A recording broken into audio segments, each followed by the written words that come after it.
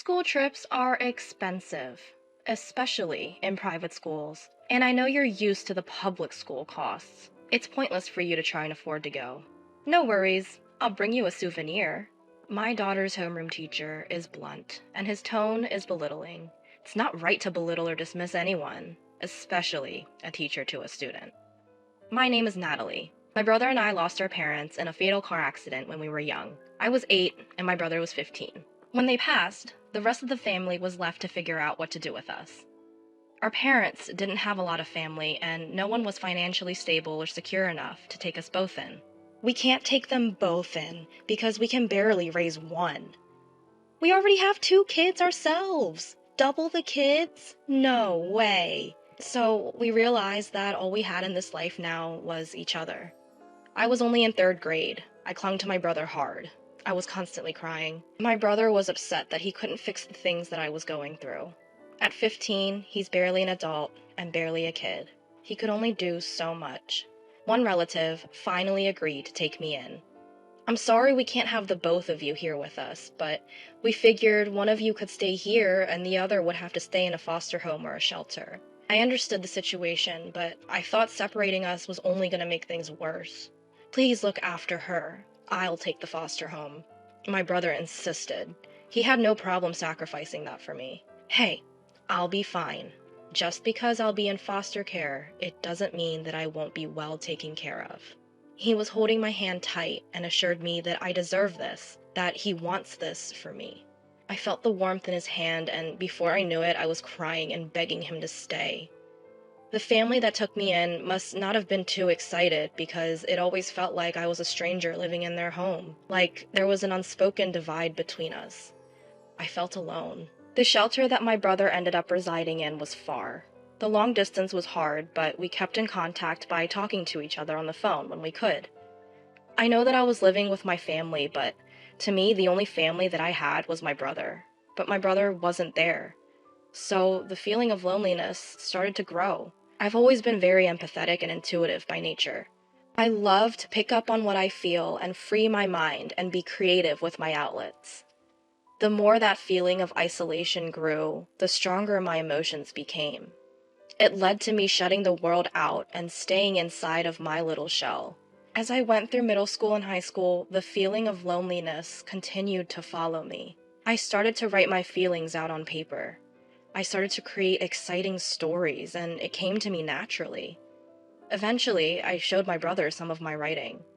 He complimented my work and told me that I should continue to write and encouraged me to do so, that this was something special. After I graduated, I immediately started to look for work. As an avid reader, I managed to find a job at a small publishing company for literary magazines. If the company was any bigger, I would not have applied. Not because I'm not qualified, but because it wouldn't have been the right fit for me. I pour my entire heart into my writing. I'm pretty obsessed, and I wanted to repay my family that took me in and reassure my brother that I'm okay. It was hard at first, transitioning into my first job and then learning from my mistakes, but I continued my best. And then before I knew it, I was there for 5 years.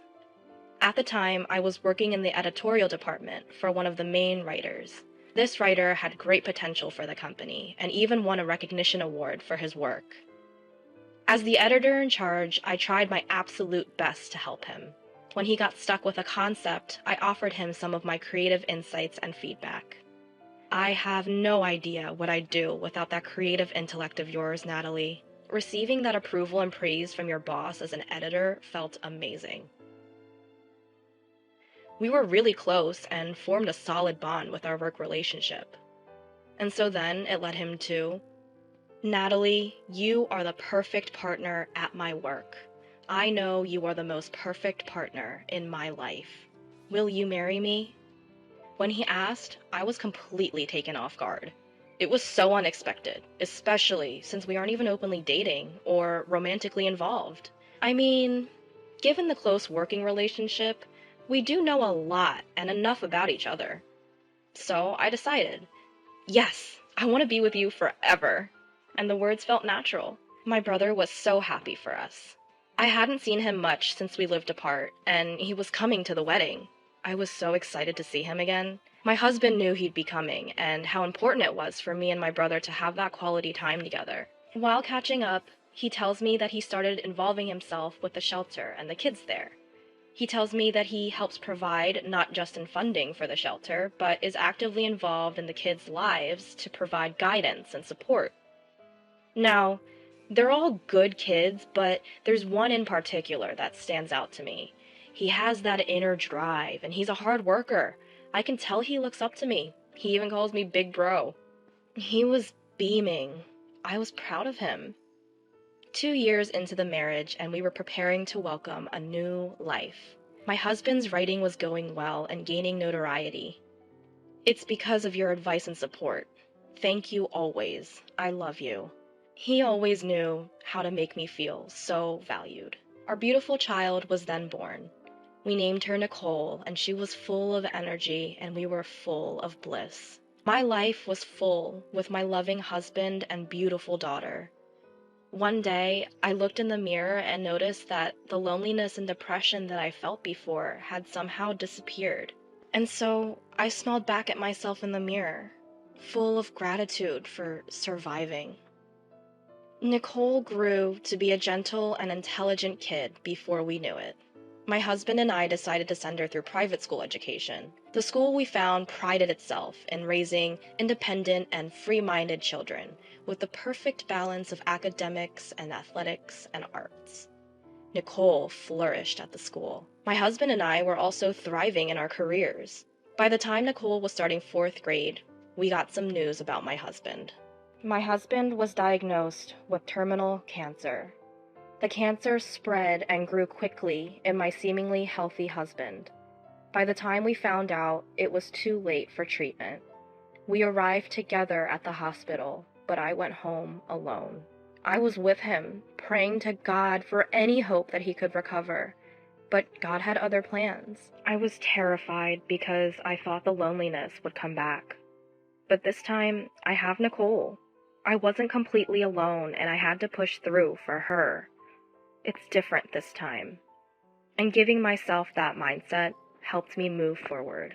So my daughter and I continued to live life and lean on each other. My view on life was even more meaningful to me, and I knew never to take a single moment for granted. Then Nicole finished 4th grade and was about to start her final year of elementary school. Having a new teacher and classmates is nerve-wracking, but she knew that she would be okay. By the time the first semester came to an end, I noticed that she stopped talking to me about school altogether. After spring break and the start of the 2nd semester of 5th grade, she was only getting more distant. My main concern was that she wasn't enjoying school or being picked on by other kids. As the 2nd semester came to its end, nothing had changed until today. I had to ask her what was going on. I couldn't take it anymore. Hi, I'm Nicole. I'm in the 5th grade. Last year, I lost my dad, and my mom and I were really sad, but my uncle helped us get through it. I'm so glad that my mom was able to grieve and recover. I was so excited to start 5th grade, even though I knew I would have a new teacher and classmates. Well, besides my friend from last year. My teacher told us that he's 28 and in his 6th year of teaching. He gives off like an older, obnoxious brother vibe. My teacher wanted to get to know us as a class and individually, so he had us fill out a little get-to-know-me worksheet. He wanted to interview us based on our answers, one-on-one. He was calling us in alphabetical order, and it was finally my turn. All right, Nicole. So, your favorite subject is English, huh? I like English too. I love to read books. And you also wrote that your dad passed last year, and your mom is raising you as a single mother. I picked up on that tone, and I didn't like it. Just curious, what does your mom do for work? My mother works as a contract employee at a publishing company.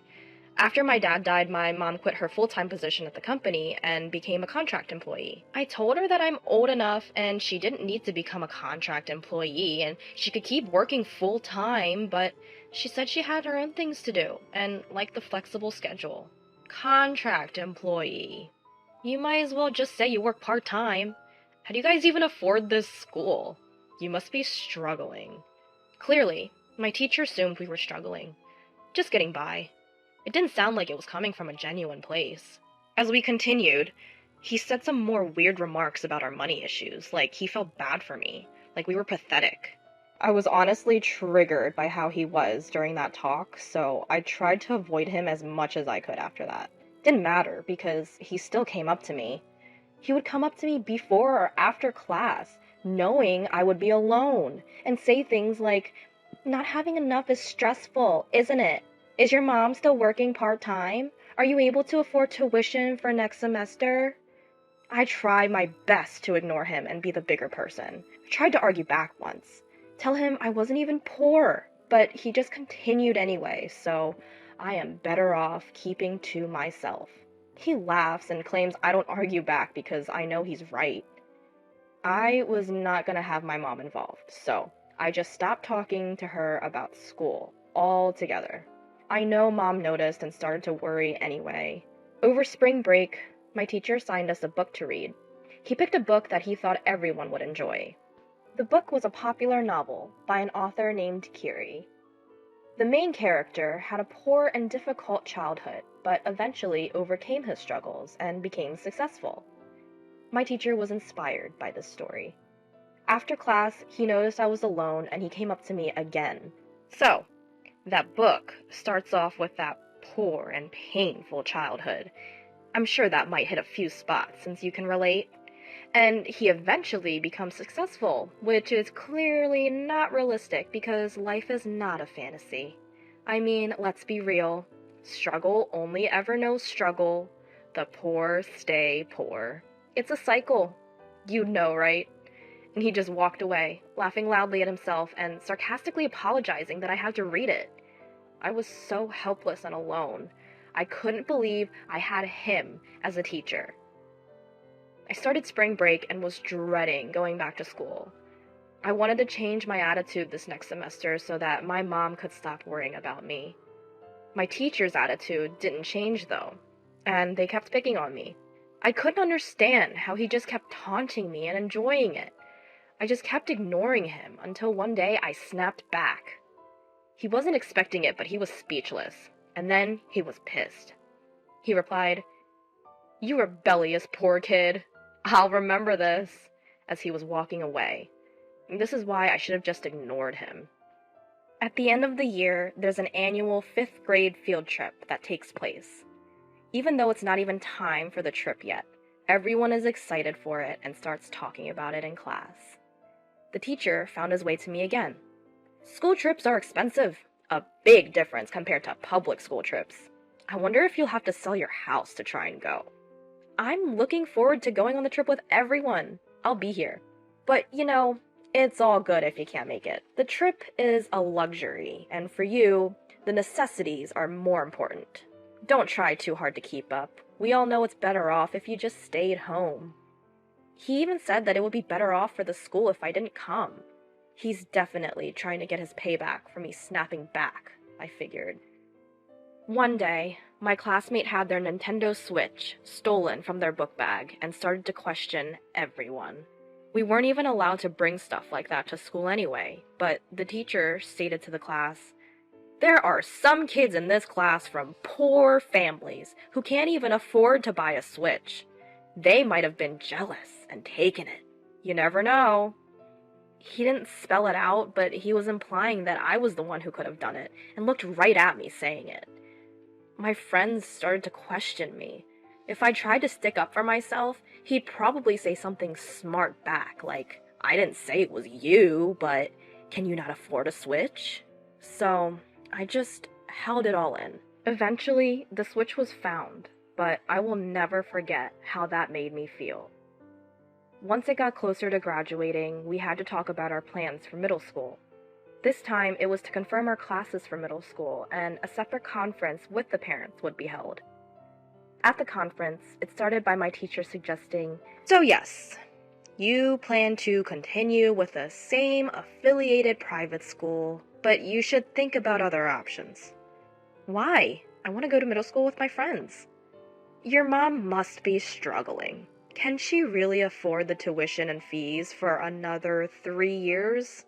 I think it's better for you and your family to go to a public school that suits your means. If you're poor, you're poor. Stupid to overextend yourself. The teacher continued to be belittling, and I couldn't take it anymore, so I got up from my chair and I slammed the door on the way out. I was crying the entire way home. I was so frustrated with him. When I got home, my mom sat me down to ask me what's been really going on, so I told her the truth. I am literally speechless at what my daughter just told me. I don't even know how to begin to process this. I had no idea my daughter was being harassed at school, and I never thought that it would be her teacher, of all people. And my baby didn't want me to worry, so she kept it all in and dealt with it herself. I hugged my daughter and cried and apologized for her suffering. I had to go to the school and talk to the teacher, immediately. I decided to record our conversation on my phone, just in case. This is unexpected and sudden. I'd assume you'd be working hard, just as I am. His response only proved my daughter's story more. I asked why he would even have the nerve to say all of the awful things he has said to Nicole. I had to tell her, because she wouldn't have learned otherwise. As a teacher, it's my job.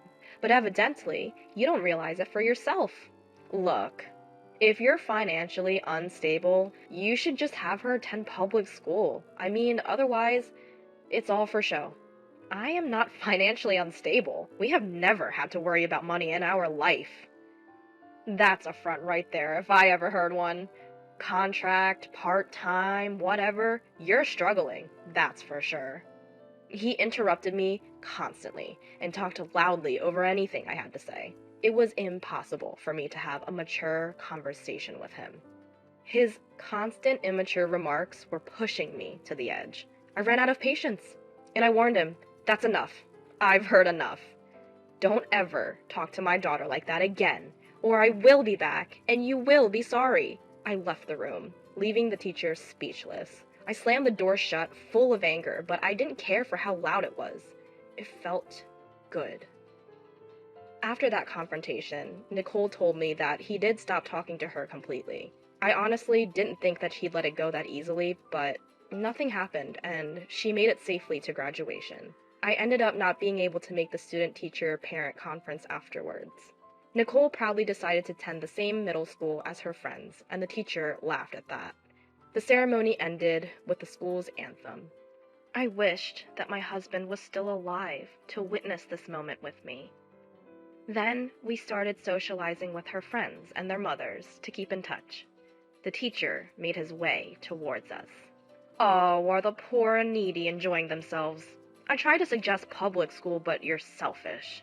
Life must be tough for the lower class of single-parent families. Private schools aren't fit for the poor. He was saying all of this because he knew it would be the last time he'd ever see me. He did not care that everyone was there listening to him. And then an angry voice came from behind. Joseph! I did not expect that coming from you. You are absolutely not suited to be a teacher. Usually my brother can keep his composure, especially in public, but he was fuming. Kevin! Big bro, what are you doing here? He was not expecting to see him. What are you even saying? You, of all people, know the prejudice and struggle of growing up with a single mother and poor upbringing, especially since we both survived the same shelter. How could you be so low to someone when you know exactly how they feel? Joseph and my brother met at the shelter. Joseph looked up to my brother growing up, and he was there to help him. Joseph considered him a big bro. My brother supported his dreams of becoming a teacher, and it was him who recommended Joseph to this school once he got his teaching degree. He worked in education himself and provided resources for kids to have a bright future in education, thinking it would be their best chance at a bright future. He had a lot of supporters because of his dedication and vision. The school's principal was one of them, so he gladly offered Joseph a teaching position, given my brother's recommendation. I'm here with my sister for my niece's graduation. And Joseph realized that Nicole was his niece. And then he realized I was his sister. I decided it was my turn to give it to him straight. My late husband was a famous writer, and we receive his royalties. We can live comfortably off that alone. but I also have my own steady flow of income. He couldn't believe what he was hearing. The author Curie, the book you are inspired by, and the author who you said you were a huge fan of, is actually me. I made the name up, it's a pseudonym. So, you could imagine the sufficient amount I earn from that alone, too. My husband and I enjoyed collaborating, but I wanted to write something for myself, to put into writing the idea that I had for this novel, and he supported my dream, so I started to write. And the more I wrote, the better the writing got. When my husband passed away, I switched my job to a more flexible schedule to focus all of my attention on it. I could have completely stopped working, but I don't mind staying because I value the company. And that's how I could finally finish writing my book. Joseph directly related to the author in the story with his upbringing and childhood. However, Joseph resented his past and pitied single mothers, so he responded by belittling people. He projected his frustration out on my daughter, someone he knew whose mother must have been struggling. But that is not okay to do, especially if you are a teacher. You are not suitable to be a teacher. Do something else. He didn't say anything back, and instead fell on his knees and started to cry in front of everyone. My brother reported him to the principal, and he was fired shortly after that. I provided the principal with some recorded evidence. It was from when I met and confronted Joseph about his behavior. My brother listened to it and was speechless. He said he was disappointed to see that this was who Joseph turned out to be. It'll be difficult for Joseph to continue teaching. Given his attitude and personality, it's doubtful he'll even last in the profession. I made a bad judgment call there. I had no idea. Hey, don't worry. People like that are rare. Otherwise, this world would be completely doomed. I hope I never grow up to be like that. What a teacher! My brother laughed. And hey, you should start focusing on your happiness. I promise I'm happy, and you don't have to worry about me anymore. Start dating! What are you talking about? You could also start dating yourself, and be even happier. As long as she's happy, I'm happy. But a new dad? My daughter, wise beyond her years. She is my happiness. What is it that makes us feel so alone? Is it just in our heads? Or is it because we close our hearts off and choose not to see the beautiful things right in front of us? I know the answer is only found by looking deep inside the heart.